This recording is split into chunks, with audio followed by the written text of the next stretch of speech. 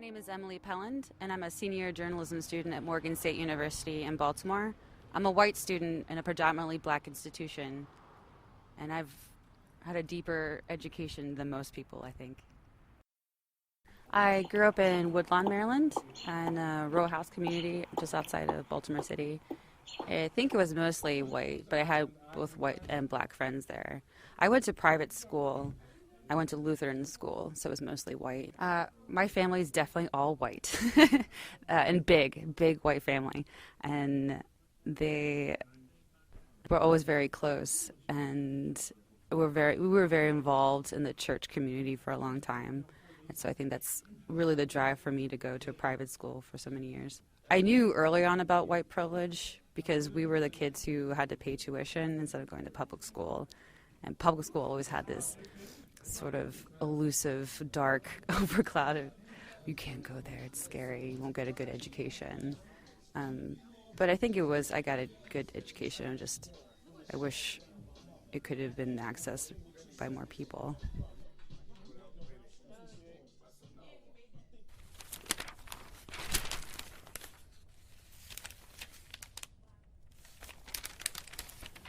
Prior to coming to Morgan, I knew nothing about HBCUs. It wasn't until I started maybe the first couple weeks of classes that I heard about the phrase, and that it's historically protected and because of its importance in the community.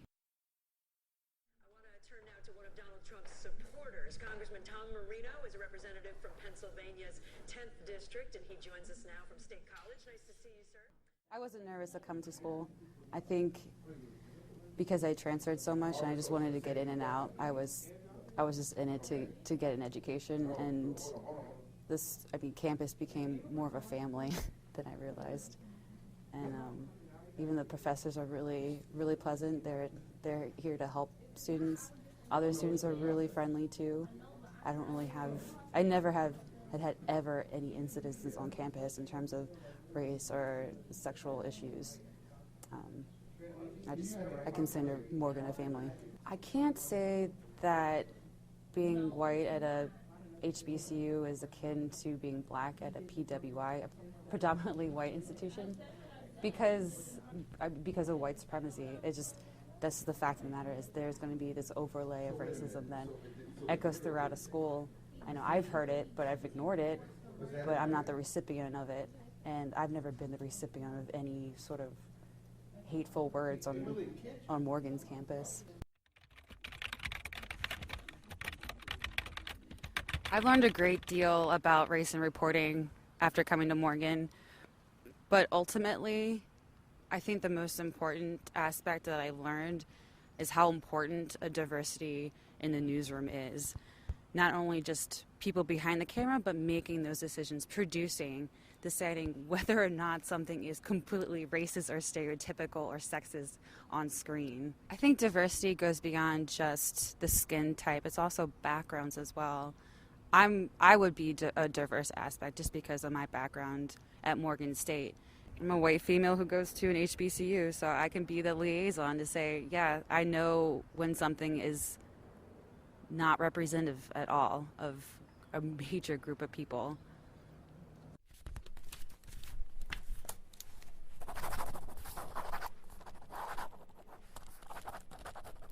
It was hard to watch the Baltimore riots on television because I wasn't in Baltimore at the time.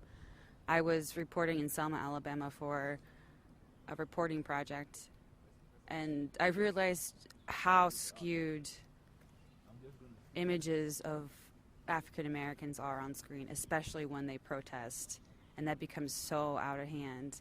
And I know those reporters didn't ask the deeper questions, ask the locals what's going on. They only stopped at the officials, the store owners. That was it.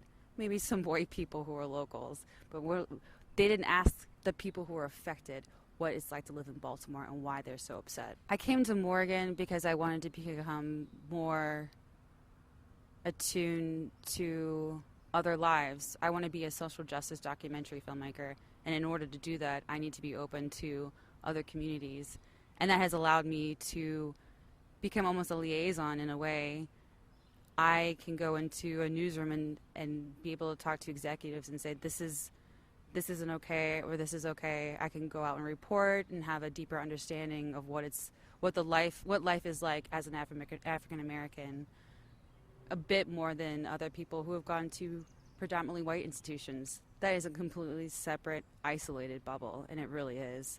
And I think I feel closer to the community and closer to Baltimore as well. I love coming to Morgan because I didn't expect it to be the family that it has become. And I was eager to get involved, and they have allowed me to literally travel the world, go to Selma, Alabama, and go to Cuba. And that's a real honor, and I'm going to take that with me for the rest of my life and the rest of my career.